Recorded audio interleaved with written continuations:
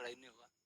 तो सृष्टि को जानना, सृष्टा को जानना, इन दोनों को जानेंगे तुम रह पाएंगे दुनिया में कि कैसे रहना, पता ही नहीं लगेगा। या ये सेटअप आपका है, इसके वजह से मैं कुछ नहीं जानता, तुम हाथ ही नहीं लगाऊंगा, क्या पता कुछ खराब हो जाए तो सृष्टि को जाने नहीं, उपयोग करें बहुत सारा, तो कहीं ना कहीं गड़बड़ होगी, वो आज हो रही है। आप ऐसा क्यों कहते हैं कि आने वाले 50 साल में इंसान खत्म होने वाले? ऐसा इसलिए कहता हूँ कि ये लक्षण दिख रहे। आज से 50 साल पहले कितनी बीमारियां थी, आज कितनी है। हॉस्पिटल बढ़े, डॉक्टर्स बढ़े, इंस्ट्रूमेंट बढ़े, सर्जिकल इंस्ट्रूमेंट, लेकिन बीमारी घटी कि बड़ी बड़ी बड़ी। करियर और बिजनेस में सफलता पाने के लिए राजस्थान के प्रसिद्ध श्याम मंदिर में चढ़ाएं मोर पंख। बड़ी बड़ी। अगर दवा के साथ साथ, डॉक्टरों के साथ साथ रोग बढ़ते जाए, इसका अर्थ है हमारी कहीं दिशा गलत है। हवा अशुद्ध है, हवा में जहर है, पानी में जहर है, मिट्टी में जहर है, अन्न खा रहे हैं उसमें जहर है, फलों में जहर है, सब्जियों में जहर है, आकाश प्रदूषित है, सारा वेव्स का चैम्बर बन गया है आकाश। और मनस्तत्व आकाश से भी सूक्ष्म होता है, मनस्तत्व जिसको साइंस नहीं जानता, उसमें वैचारिक प्रदूषण है, हर व्यक्ति में ईर्ष्या है, काम है, क्रोध है, हिंसक है। तो ऐसा बढ़ता रहेगा, सब ओर से हमारे अंदर जहर जाएगा, तो कितने देर बच पाएगा मनुष्य। तो जिस तरह आप कहते हैं कि एलईडी जो है वो भी, जो हमारे घरों में आज की डेट में सबके घर में ट्यूबलाइट लाइट जलती हैं, हमारे यहाँ भी है, तो वो भी हानिकारक। राजस्थान पत्रिका में पढ़ा कि इसका प्रकाश विटामिन B12 को खत्म करता है, कम करता है। राजस्थान पत्रिका में पढ़ा, ये मेरा रिसर्च नहीं है, ये तो उन्हीं लोगों का रिसर्च है। आप नेट पे देखिए कि एलईडी की लाइट की क्या हानि है, CFL उसकी लाइट की क्या हानि है। और जो लाइट में हम रहते हैं, इलेक्ट्रोमैग्नेटिक वेव्स, इलेक्ट्रोमैग्नेटिक फील्ड सब जगह, उसकी क्या हानियां हैं। तो हम सब सारी फील्ड में रह रहे हैं, वो स्वयं बताते हैं कि ये हानियां हैं। ये मेरा रिसर्च नहीं, उनका रिसर्च है। हवा में जो गैसें जो वाहनों में चल रहे हैं, सर हर वाहन ऑक्सीजन खा रहा है, मिसाइलें चल रही हैं, बम विस्फोट हो रहा है, ऑक्सीजन खा रहे हैं, जहरीली गैसें छोड़ रहे हैं। जिस ऑक्सीजन से हम जीवित हैं, हम ही नहीं सभी प्राणी, उस ऑक्सीजन को हर टेक्नोलॉजी खा रही है। तो ऑक्सीजन कब तक चलेगी वायुमंडल में? दूसरी जहरें कितनी बढ़ेंगे, जहर कितनी बढ़ेंगी, जहरीली गैसें, तो कब तक जिएंगे हम? कितनी प्रजातियां लुप्त होगी आज धरती पर, कितनी प्राणियों की प्रजातियां लुप्त होगी, कितनी वनस्पतियां लुप्त होगी। तो मनुष्य क्यों नहीं लुप्त हो जाएगा? रहेगा तो बिल्कुल दीनहीन रोगी।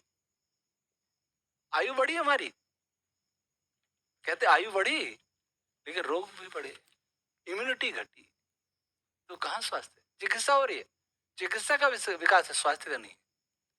इसलिए लगता है कि मनुष्य रहेगा नहीं। स्टीवन हॉकिंग थे, ब्रिटिश साइंटिस्ट, मरते दम कह गए कि धरती पर 100 साल बाद हम नहीं रह पाएंगे, किसी और गैलेक्सी को हमें ढूंढना पड़ेगा। स्टीवन हॉकिंग के शब्द। हमने किराए का मकान लिया, उसको गंदा कर दिया। अब क्या हम राघव शर्मा जी के यहाँ ले लेते हैं किराए का मकान, दूसरा ले लेते हैं। आपके यहाँ भी तो गंदगी करेंगे ना। हमें रहने नहीं आया धरती, हम कह रहे हैं बहुत विकसित हो गए। इसलिए हमें लगता है कि मनुष्य के रहने लायक न तो हवा रहेगी, न आप दिवाली के आसपास दिल्ली की हालत हम सुनते हैं, हम आप तो देखते हैं, हम सुनते हैं, आप अनुभव कर रहे हैं। ऐसा सब जगह हो जाएगा तब क्या होगा? 100 साल बाद क्या होगा? 100 साल बाद अगर इसी तरह से विज्ञान दोषी नहीं है, टेक्नोलॉजी, इंजीनियरिंग, वैसे आपका विषय है। इंजीनियरिंग जब व्यापार से जुड़ जाता है, पूंजीपतियों के हाथ में चला जाता है, तो जो आवश्यकता नहीं हो वो टेक्नोलॉजी विकसित होती है। आज आदमी चाहता है कि मैं हाथ से कोई काम नहीं करूं। ये मसल पावर है ना, मसल की एनर्जी, ये सबसे सेफ है, इसमें कोई प्रदूषण नहीं होता। पशुओं से प्राप्त एनर्जी, हाथों से एनर्जी जो अपन प्रयोग करते, वो सारा बंद हो गया। ये पेन चलाने के अलावा, मोबाइल चलाने के अलावा उंगलियों की कोई उपयोगिता रही? गाड़ी की स्टेरिंग घुमा लेंगे, इससे ज्यादा क्या उपयोग? तो ये जॉइंट खराब नहीं होंगे क्या? थोड़ा चढ़ेंगे लिफ्ट, भोजन करेंगे तो घुटने मुड़ेंगे नहीं, बाथरूम जाएंगे तो सीट, भोजन बनाएंगे तो खड़े खड़े। ये घुटनों का काम ही नहीं हुआ, घुटने खराब होंगे नहीं। तो हर टेक्नोलॉजी जब ऐसी हो रही है तो 100 वर्ष में देखिए, आप देखिए कितने प्राकृतिक प्रकोप हो रहे हैं। ग्लेशियर अभी एक टूटा, अभी टूटा, ये अपने भारत में ग्लेशियर पिघल रहे हैं वो ध्रुवों से, अंटार्कटिका से। ग्लेशियर पिघलेंगे तो नदियां में बाढ़ आएगी और फिर सूख जाएंगे, ग्लेशियर समाप्त हो जाएंगे तो सूख जाएंगे। गंगा यमुना ये नदी जब सूख जाएंगे तो आप कल्पना करिए कि हरियाणा, उत्तर प्रदेश, पंजाब आदि इस सब का होगा क्या? वर्षा का कोई चक्र नहीं है, कभी भी वर्षा हो जाती है। पहले फसल के समय वर्षा नहीं होती थी, कभी कभार होती थी। मैं तो देखा है 2-2 महीने फसल खलिहान में रहती थी, आराम से निकालते थे बैलों से, फटाफट थ्रेसर से मशीनों से काटेंगे, मशीनों से निकालेंगे, तब भी कभी कभी ओले गिर जाएंगे, कुछ हो जाएगा। कौन कर रहा है इसके लिए, कौन दोषी है? हेलो मोटो।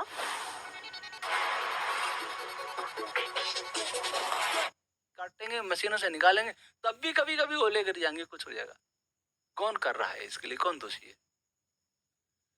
तो अब देखिए कोरोना में लॉकडाउन लगा, नदियां शुद्ध हो गई, हवा शुद्ध हो गई, उसके बावजूद भी साइबेरिया में हीट वेव चली, न्यूयॉर्क में, वाशिंगटन में, मॉस्को में फव्वारे में नहा रहे थे, गर्मी से परेशान थे लोग।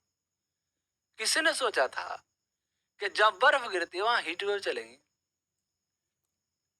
कैलिफोर्निया के जंगलों में आग लगी, ब्राजील में लगी, ऑस्ट्रेलिया में लगी, बुझाने की हिम्मत नहीं किसी देश में, नतमस्तक हो जाते हैं। सुपर पावर झुक गया कैलिफोर्निया में, कितने हाई प्रोफाइल लोग थे, बंगले जल गए, सारे भागे वहां से घर छोड़ के। ये किसने किया? क्यों आग? टेम्परेचर क्यों बढ़ रहा है? वेव से, मान लो हर काम वेव से कर रहे हैं हम। किवाड़ भी नहीं खोलना, वहां भी सेंसर से खुलना चाहिए गेट। पानी टोटी भी नहीं खोलनी, वहां भी सेंसर से पानी आना चाहिए। हम कहाँ जा रहे हैं? गाड़ी भी नहीं खोलनी, रिमोट से खोलना चाहिए। हम बिल्कुल नहीं काम करना, हर जगह तो वेव्स हैं। या वेव्स हवा के जो मॉलिक्यूल्स हैं उनको वाइब्रेट नहीं करेगी क्या वेव्स? हर वेव में एनर्जी है, हर वेव में हीट है। ठंडी वेव कोई नहीं होती, कम है कि ज्यादा, भले रेडियो है पर एनर्जी मीन्स हीट है ही। कोई भी एनर्जी हो तो हीट बढ़ेगी। अब हीट बढ़ रही है, दोस्त केवल कार्बन डाइऑक्साइड मीथेन को देते हैं। वास्तव में हीट का ये भी बहुत बड़ा कारण है। और झूठ जो छोड़ रहा है, झूठ छल कपट, इसकी भी तरंगें होती है। इससे मनस्तत्व हिल रहा है, उससे स्पेस हिल रहा है, वाइब्रेट हो रहा है। स्पेस हिलने से हवा के परमाणु हिल रहे हैं, इससे हीट बढ़ रही है। और ये पर्यावरणवादी है ना, इनको पर्यावरण की परिभाषा भी नहीं। वो पर्यावरण से जानते हैं भूमि, जल और वायु, हवा, इसके आगे उनको पता ही नहीं। साइंस के अलग अलग ब्रांच फिजिक्स से जुड़ी है, वास्तव में बेसिक बेस में तो फिजिक्स है। और फिजिक्स पार्टिकल के बाद आज जानता ही नहीं कुछ, एलिमेंट्री पार्टिकल के बाद, जिसको एलिमेंट्री कहते हैं, तो वही अधूरा है। तो टेम्परेचर बढ़ता जाएगा, टेम्परेचर बढ़ता जाएगा तो वर्षा चक्र रुक जा, डिस्टर्ब हो जाएगा। कभी भयंकर तूफान आएंगे, कभी भयंकर चक्रवात आएंगे, अच्छा ये बताइए, उत्तर इधर उधर, दक्षिण में पृथ्वी घूमती है, ठीक है? तो उत्तर विद्युत चुम्बकीय क्षेत्र उत्तर और दक्षिण, ये सारे जो हम वेव से छोड़ रहे हैं, और इलेक्ट्रोमैग्नेटिक फील्ड जो है बिजली से जो हो रहा है सारी धरती पर, क्या उस इलेक्ट्रोमैग्नेटिक फील्ड जो पृथ्वी का, उसको प्रभावित नहीं करेगा? इलेक्ट्रिक फील्ड, मैग्नेटिक फील्ड दोनों आपस में जुड़े हुए हैं, इसलिए इलेक्ट्रोमैग्नेटिक फोर्स कहते हैं। पहले अलग थे और इनको एक में ही शामिल किया, इलेक्ट्रोमैग्नेटिक फोर्स। तो इलेक्ट्रोमैग्नेटिक फील्ड है, क्या पृथ्वी के फील्ड को प्रभावित नहीं करेगा? प्रभावित करेगा। तो पृथ्वी का जो ध्रुव है अपनी दिशा से खिसके, जो उवांचल होगी, दो ध्रुवों के बीच में एक बहुत बड़ी स्ट्रीम होती है, वो बहुत ज्यादा पावरफुल होती है, बहुत स्ट्रांग होती है, इसलिए वो सारी पृथ्वी को, सारे मटेरियल को पकड़े रहती है, चाहे पृथ्वी हो, चाहे सूर्य हो, चाहे कुछ भी हो। जब वह स्थान बदलेगा, वह वाइब्रेट होगा, तो उस भूमि के अंदर जो प्लेट है खिसक रही, क्यों खिसक रही? नेचुरल है क्या ये? एक तो हमने वैक्यूम कर दिया, पेट्रोल भी निकालो, मतलब पेट्रोलियम भी निकालो, खनिज भी निकालो, पानी भी निकालो, वैक्यूम नहीं होगा अंदर। वैक्यूम होगा तो प्लेटें नहीं खिसकेंगी क्या? मकान की नींव के नीचे दो चार ईंट निकाल लें तो मकान का क्या होगा? और उसमें भी वो उसका जो ध्रुव है वो खिसकने लगे तो सारी पृथ्वी में हलचल होगी। कोई भूकंप आ गया, वो तो बता देंगे भूकंप आ गया, इतने रिएक्टर स्केल पर इतना माप, ये माप के क्या हो जाएगा, बच जाएंगे क्या? चक्रवात आएगा, रोकने का तो टेक्नोलॉजी नहीं, इधर उधर स्थापित कर देंगे। तो फिर क्या होगा? सर्वसाधारण सोच सकते, और रुक नहीं रहे हो। ये चीज चलती रहेगी, डिस्ट्रक्शन जिस तरह से आप बता रहे हैं, इसका तो कोई अंत ही नहीं है। अगर मैं इसका एक चाहता हूँ, अगर आप एक पैरेलल ड्रॉ कर दें महाभारत के युग से, महाभारत का युग कैसा था और अब जो हो रहा है, जिस अभी की हमने कुछ बात करी, पहले काल में क्या था, जो टेक्नोलॉजी थी या जिस तरह से हमारी दुनिया थी या लोग रह रहे थे, वो प्रैक्टिकली कितना साइंटिफिक था और कितना सही था? पहले तो साइंस होता क्या है? साइंस, आज साइंस वालों को साइंस की ठीक परिभाषा नहीं पता। साइंस की परिभाषा क्या? आप चैम्बर डिक्शनरी में देखिए, ऑक्सफोर्ड में देखिए। साइंस कहता है कि यूनिवर्स को एक्सपेरिमेंट के द्वारा, ऑब्जर्वेशन के द्वारा, टेस्टिंग के द्वारा, मैथ के द्वारा समझने की प्रक्रिया का नाम है साइंस। ये है ना। इस प्रक्रिया में चार चीजें हैं: प्रयोग, परीक्षण और प्रेक्षण। ये तीनों किससे होती हैं? किसी इंस्ट्रूमेंट के माध्यम से। इंस्ट्रूमेंट बनाते हैं हम, उसकी होती है एक लिमिट। उस लिमिट के बाहर अगर जानना है तो हम नहीं जान सकते, और फिर उसको कहेंगे कि ये साइंस नहीं है। उस लिमिट के बाहर कोई अपनी तर्क शक्ति से बताता है तो ये साइंस नहीं है, उसको उपेक्षा कर दें। मेरे पास मीटर स्केल नहीं है तो मैं ये भी नहीं नाप सकता इस चैम्बर की छत कितनी ऊंची है।